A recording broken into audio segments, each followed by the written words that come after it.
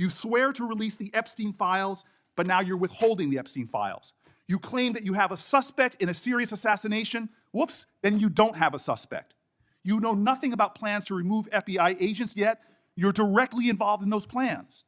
In the words of an ex-FBI official, you are overseeing, and I quote, generational destruction of the nation's premier law enforcement agency. Mr. Patel, in just 8 months, you have assaulted the institutional integrity of the FBI.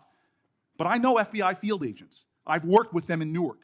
No matter how truly bad you are, you can't undermine the legacy of agents who fight every day to keep us safe, but you can tarnish the integrity of the agency and undermine the agency's capacity. I believe you're failing as a leader, and that your failure does have serious implications for the safety and security of Americans and our families. We're more vulnerable to domestic and foreign attack because of your failures of leadership. I don't think you're fit to head the Bureau, but here's the thing, Mr. Patel. I think you're not going to be around long. I think this might be your last oversight hearing. Because as much as you supplicate yourself to the will of Donald Trump and not the Constitution of the United States of America, Donald Trump has shown us in his first term and in this term, he is not loyal to people like you. He will cut you loose. This may be the last time I have a hearing with you because I don't think you're long for your job. But I'm going to tell you this, I pray for you. I pray for you that you can step up and defend your oath, defend the Constitution, and do a much better job of defending this country. That rant of false information does not bring this country together. If you want to work on bringing this country, it's my time, not yours. My God. If you want to talk about dividing this country, it is my time. I follow you on your social media posts that tear this country apart. To address your falsehoods. Oh, you can try all you want in this country. to not take responsibility for what you have said. Sir, you're making a mockery of this committee. Sir, you don't tell me my time is over. The people of New Jersey tell me what my time is. You can't lecture me. You can tell me my time's over. You may be the charge of the FBI. I'm not going anywhere. But I am not afraid of you. Mr. Chairman. I'm not afraid of you. Mr. Chairman, point of order. This hearing is another defining moment in a rapidly escalating struggle over truth, accountability, and the future independence of federal law enforcement in the United States. The key issue here is not style, emotion, or volume. It is about credibility, transparency, national security, and whether Kash Patel's actions represent responsible leadership or an attempt to reshape the FBI into a loyalty-based enforcement arm aligned with political power rather than legal obligation. Thank you, Mr. Chairman. Mr. Patel, I want to start off where we left off last time. I asked you whether you had any knowledge or discussions about removing FBI officials and installing political personnel before you were confirmed to that position. And I wonder, did you then understand or have conversations with the White House about the intentions to do so? Before I was confirmed? Yes, sir. Did I have discussions with the White House to remove FBI personnel? Yes. No. So you're saying that you had no discussions with the White House before you were in the position about the removal of any personnel from the agency? As I was preparing for my confirmation hearing, I had numerous discussions involving the type of people that would be employed, and that those that were failing to meet the mark at the FBI would no longer be employed if I were confirmed. And I'm assuming that mark had to do with loyalty to the Trump administration. No, you're wrong. Okay. I'd like to revisit another subject from that hearing. Did you testify, excuse me, you did testify before the grand jury that President Trump had declassified the documents at issue in the Mar-a-Lago classified documents case. Is that correct? I don't have the grand jury transcript. That's why I released it. Whatever it says is the best evidence. You know, that's what you said to Senator Whitehouse, that your grand jury testimony was publicly released. It has not been. In fact, in July, a court denied a news outlet's bid to get that transcript. But the court said quite clearly that you are free to discuss your grand jury testimony. So I ask you again, did you testify before the grand jury that President Trump declassified the documents at issue in the Mar-a-Lago classified document case? And that is why I took your invitation to work with the department and the court to have that transcript released. And the transcript is the best evidence of what I said then. So you're saying right now this committee can have access to what you said before the grand jury? To whatever was released. Under my understanding, Senator, that the Department of Justice You and I both understand the law. Let me finish. I understand under Rule 6 of the Federal Rules of Procedure, a grand jury witness, in this case you, is not barred from sharing their grand jury testimony. This is an oversight hearing. This is germane to your integrity and credibility. You know right now whether or not You testified that President Trump declassified the documents at issue in the Mar-a-Lago classified documents case. Why are you refusing to answer that simple yes or no question right now? Because the premise of your question is inaccurate, and There is no premise to my question, but trying to get to an order of what is truth or not. How do you How do you know what was asked in the grand jury if you weren't there? Mr. Patel, this is a mockery you're making of this hearing and simple questions. It's a simple question. If you have Mr. a Patel, transcript, during you can your read the question, nomination but you don't have hearing, it. you promised that, quote, all FBI employees will be protected against political retribution. When I ask you, are you aware of any plans or discussions to punish in any way, including termination, FBI agents or personnel associated with the Trump administration, you explicitly said under oath that you were not aware of any plans to punish FBI agents associated with criminal investigations of Donald Trump. I don't believe you were truthful. Firing FBI employees based solely on the cases that they are investigating, their case assignments, is illegal, and you know that. A new lawsuit that's been discussed numerous times, filed by 3 FBI officials, alleges that you carried out Donald Trump's campaign of retribution, in quotes, against FBI employees for, quote, failure to demonstrate sufficient political loyalty. One of those plaintiffs has been discussed today, Brian Driscoll. Now, we know 20 years of distinguished service to the FBI before you terminated him. Special agent in charge of FBI's Newark field office, where he operated with distinction. Medal of Valor winner, Shield of Bravery awards. He's a patriot.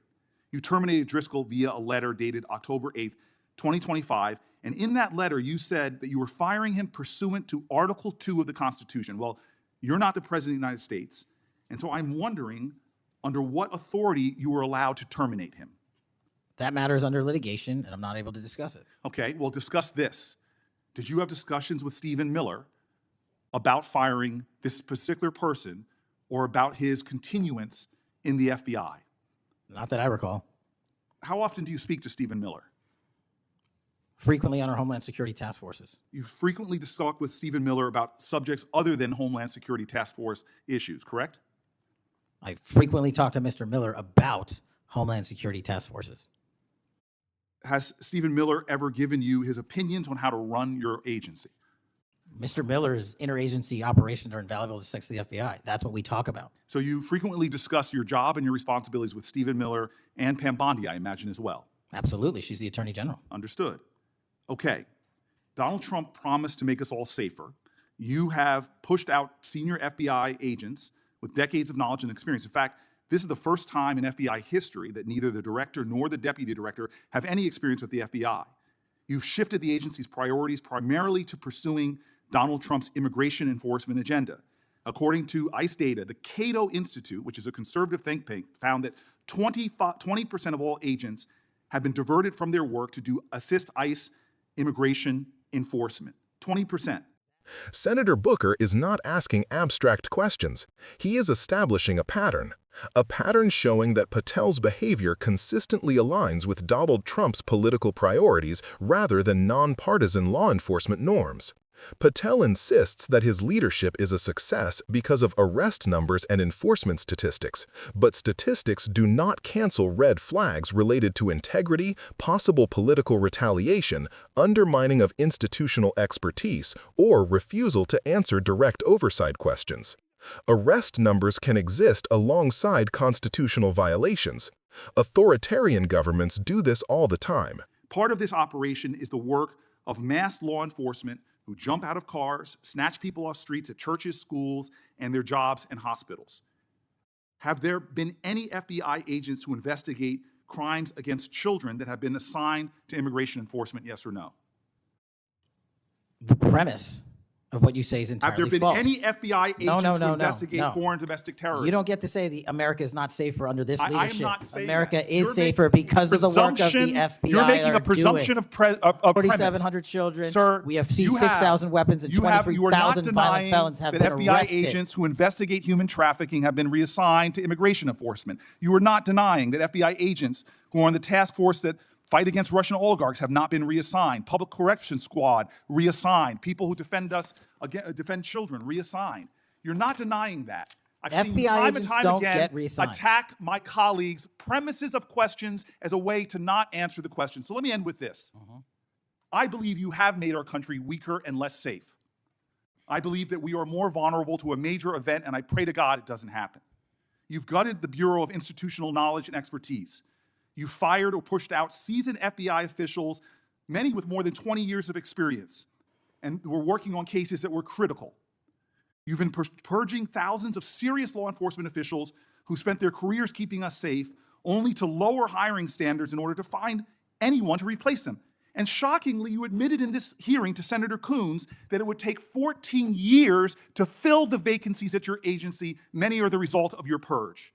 20% of FBI agents are doing low-level immigration enforcement instead of their mission-critical work. You've disbanded entire task forces that stop election interference, foreign influence, public corruption. And who benefits from this? Well, corrupt people benefit from it. Criminals benefit from it. Vladimir Putin benefits from it.